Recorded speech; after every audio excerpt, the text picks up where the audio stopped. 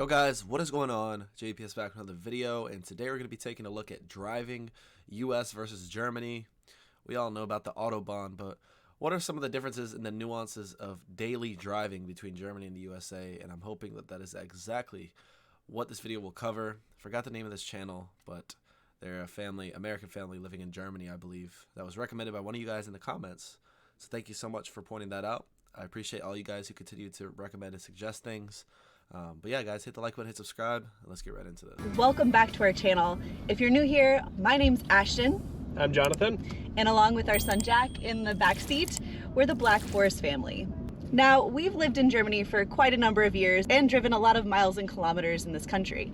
But we thought it'd be a really fun video today if we took you along for a ride and showed you the ins and outs of what it's like driving here in Germany. And we'll also be driving in the United States to show you that there are some differences. Okay, so first things first. I think that one of the most noticeable differences for both Jonathan and I when we first moved to Germany in regards to the drivers was just how disciplined they are, especially when it comes to the rule that you pass on the left and you drive on the right. Yeah, so in Germany and really most of Europe, driving in the left on the highway or the Autobahn is used exclusively for passing. Although this is a rule for really every single country, Germany follows it all of the time. You'll notice when you're driving down the Autobahn, you pass somebody, everybody moves over to the right as soon as possible to give right of way to the faster drivers from behind. So when you're driving down the Autobahn, it is really a much less stressful experience knowing what everybody's going to be doing in front of you. You can anticipate other drivers very easily. But you know, Wow, I wonder what that's like. In the United States, everyone just sticks in the left lane. They don't care. Oh my God. technically this is also illegal here in the United States. You're supposed to pass on the left and drive on the right, but I feel like it's a law that nobody at all pays attention to. Yeah, and you know, unfortunately it leads to a lot of road rage and a lot of very aggressive driving, and it forces people to pass on the right, which is also illegal, so it really doesn't make any sense. In Germany, the stoplights are on your end of the intersection, not on the other side of the street. So honestly, for me, a lot of times it's actually hard to see what color the light is. Often you have to lean forward and look and kind of hold this position until you get the yellow and then the green light. Yeah, and you know, the cars tend to be a little bit smaller in Europe anyway, which I feel like almost exaggerates this issue. Yeah. When you're in a tiny car and you're right at the line of the intersection, you're really usually reaching your neck up to make sure that you can see it properly. So in the United States, That's not much more than a minor inconvenience, but that would get, that could get annoying. I wonder why that is. lights are wonderful. They are on the other side of the intersection, meaning I can just sit here comfortably relaxed in my seat and I can perfectly see whether they're red, yellow, or green. Yeah, so I think if there's actually a ranking going on what Germany wins and what the United States wins at, I think largely for driving, it's much better in Germany, but this is the one thing about driving in the United States that, to me, it makes a lot of sense. It's so much better. I wouldn't say that is the only thing that America does better with driving. It is also turning right on red. Okay, yeah, fair. That's a fair point. For example, right now the light is red. I just look to my left to see if anybody's coming. There are quite a few cars coming, but when nobody's coming, I'm free to just continue on my journey, turn right, and go. Look at that, the light is red. I am free and clear to go. Nobody's coming. I'm not crossing traffic. I'm not getting in anybody's way. Why is this not something that other countries pick up? It seems perfectly safe to me. Americans beware. You cannot turn right on red unless otherwise indicated. So if you come up to a red light, nobody's coming, you just have to sit and wait. All right, so next up on our list are the rules of the road. And in Germany, these rules are followed to the T. Yeah, so not following the rules of the road will either get you a steep fine from the Polizei or a stern warning from the other drivers, whether it's honking or yelling at you or flashing. My personal favorite. Yeah, they'll be sure to let you know when you mess up. This is hilarious, but I wouldn't expect anything less after hearing about the whole jaywalking thing in Germany, where people will literally get mad at you and yell at you if you cross the road illegally, which is, it's great that there's a country of rule followers, but I certainly, didn't think that that wouldn't be the case when it comes to driving. Like, I'm sure people get pissed if you're hogging the left lane or if you turn right on red. I'm sure you'll get some honks or flashes of the high beams. So let's be honest, turn signals in the United States are optional and speed limits are just suggestions. And yeah, the left lane is often just a cruising lane. It's not a passing lane like it was originally intended. Yeah, I'd like to think that there are some really great drivers in the United States, but to be honest, sometimes the rules are more or less just guidelines. The code is more what you call guidelines. Freedom, freedom, freedom. So in Germany, it is very That's what it important is. to be observant and keep an eye out for speed cameras because they are often placed all throughout the city. In addition to like the fixed speed cameras, it is also possible that the police will have vans that they set on the side of the street, and those vans will have cameras inside of them. And they will also set out cameras randomly out on highways or roads, also connected to a van. And if you're speeding, they'll get a picture of you. That picture will come to you in the mail.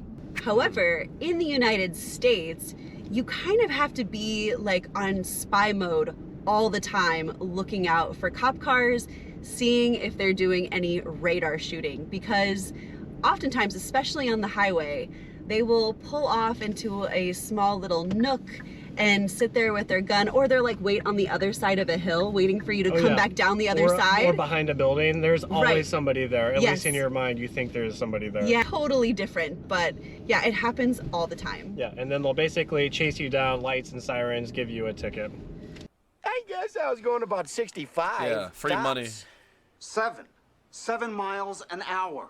And normally when I stop people, they pull under the shoulder.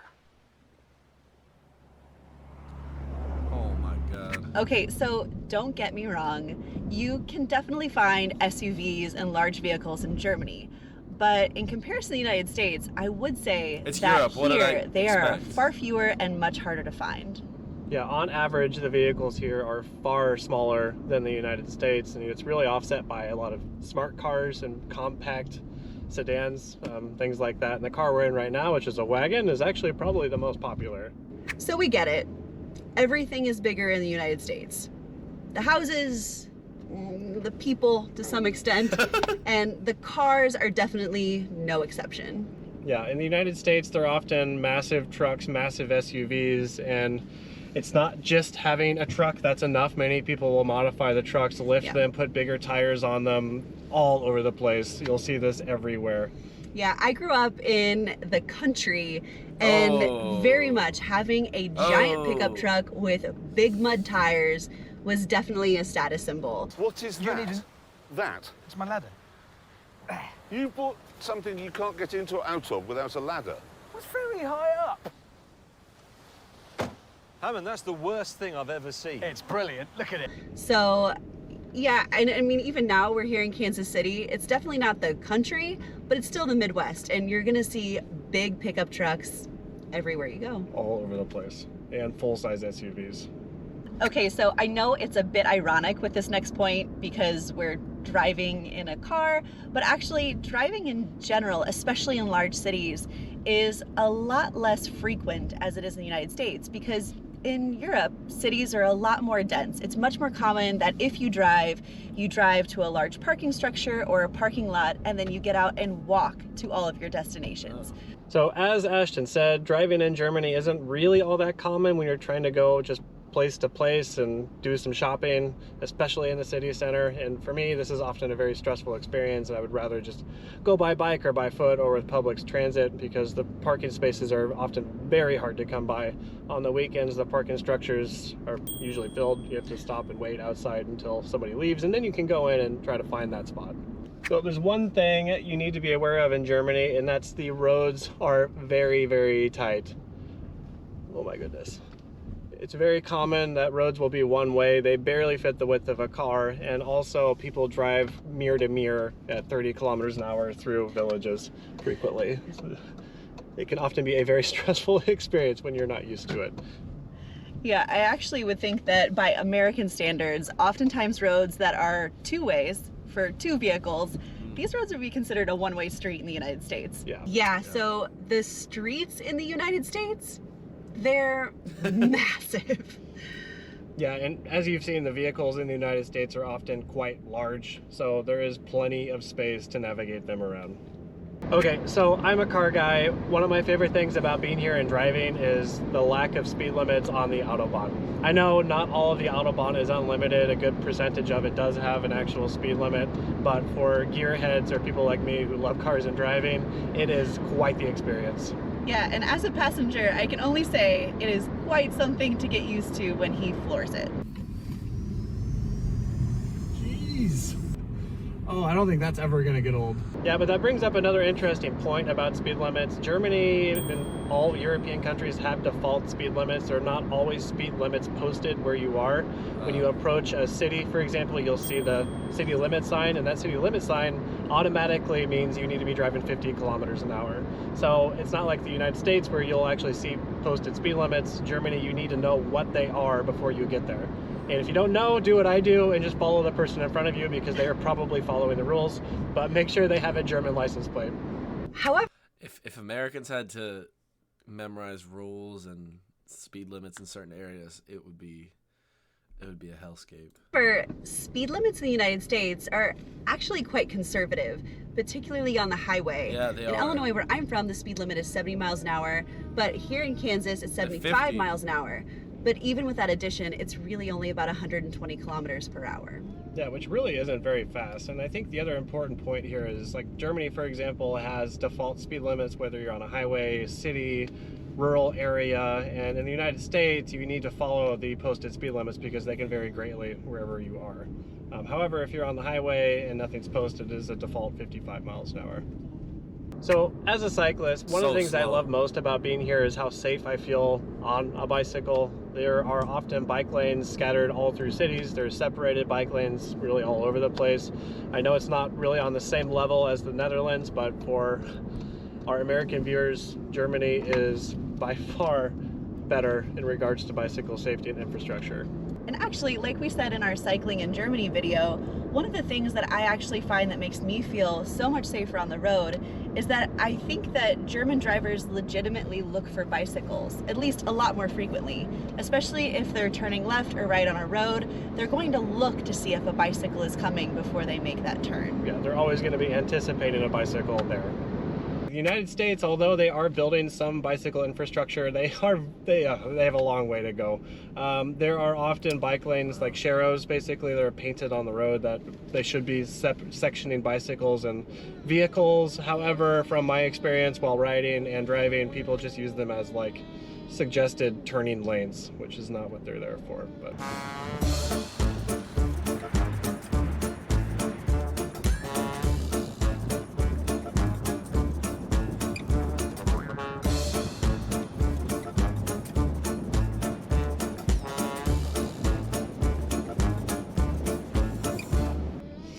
long way to go, I would say. Okay, so probably one of the other things that we've really noticed as Americans driving in Germany is this situation right here. We're pulling up to a four-way stop, and in Germany, rather than having a stop sign, it's usually either whoever is there first gets to go first, or what happens more frequently, whoever's more aggressive, the person with the bigger car forces their way into first place. Yeah, and these intersections will almost always have stop signs. Like, that's an important thing to point out too. Okay, so one of the other differences as an American who now drives in Germany, I was actually really surprised to learn that the driving age in Germany is 18. I don't know, I guess I just have kind of found that the whole getting your driver's license and your first car, it's such a rite of passage in the United States, but it doesn't really seem to hold the same value here in Germany. So in the United States, driving ages are quite young, actually. I was 14 years old and I had a driving permit, meaning I could drive around with my mom, but 14 years old. And when I turned 16, I was allowed to get a driver's license and drive around by myself. Get out, boys! I'm gonna R-U-N-N-O-F-T! Yeah, it's actually kind of scary. I feel like when I was 16 and I got my driver's license, I felt so old, but now that I'm an adult and I see these just children that look like babies behind the wheel, it's quite alarming as a parent. Yeah, looking back on it now, like, I can't believe 14 years old is legal. I sound like such a parent right now. Okay, so last but not least, I think we should actually talk about the differences in getting a driver's license and the requirements that go along with it here in Germany. As you probably could imagine if you're an American watching this video, it's a lot more difficult to get your driver's license in Germany. It requires a significant amount of hours driving around with an instructor. You have a written test. You even need to learn CPR. You need to learn first aid. Yeah, and interestingly enough, you actually take driving lessons with a certified driving instructor from a third-party company in Germany. You'll see them driving all around town in their like well-marked vehicles, but they're actually like a separate company and separate entity altogether. So I really think it's actually quite ironic because my experience of getting a driver's license in the United States was totally different from Jonathan's. And I, in a weird way, think that really sums up what it's actually like to drive in the United States. Depends on exactly where you are. Like it varies so much. Whereas Germany, I think, is a lot more blanketed and similar throughout. I'm not saying it's the same everywhere, but if you go to different states in the United States, literally it's like a different universe. Like a different universe. For me, I was required to take a driving test that was part of our school curriculum. I had to log an entire semester of driving hours with like a driving professional. I then had to sit for an exam that I had to pass before I could even go to the Department of Motor Vehicles to get my driver's license. Yeah, all I had to do, because I had the permit when I was 14 years old, I had a certain number of hours I had to do with my mom in the car, and then I got to go to the DMV. I had to take a vision test, and I had a written test that was very easy that I could take over and over again the same day if I failed it, and I had to drive around the block with an instructor in the car. Really, really easy. You know, in all honesty, I actually think this is a pretty decent example, I think, of why maybe American drivers just, quite frankly, aren't as good of drivers as German drivers, because there really isn't a standard across the country on education requirements. You don't have to know how to drive to have a driver's license. That's the scariest. Okay, that's basically the end of that. So, if I'm going to be honest, this is probably what I was expecting coming from Germany, or at least this comparison. Some things that surprised me, for one, the stoplights. I know I said that may not be a big deal, but that, if I'm going to be honest, that would get really, like, you have to crane your neck kind of under the windshield just to be able to see what color the light is. Like, why would they not be on the other side of the road? I don't really get that. The Autobahn, we all love the Autobahn.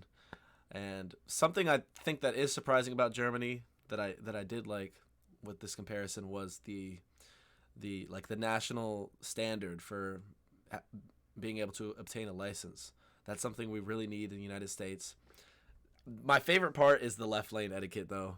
Passing and then getting right over. Whenever I see an American driver do that, it just makes me happy because it's such an uncommon thing to see. So that I thought that was great to see an actual attentive driver, or like see that that's a culture that is precedented in Germany. It's very foreign to me as an American driver. But yeah, I thought it was a good video, and I would definitely check out some more content from the Black Forest family.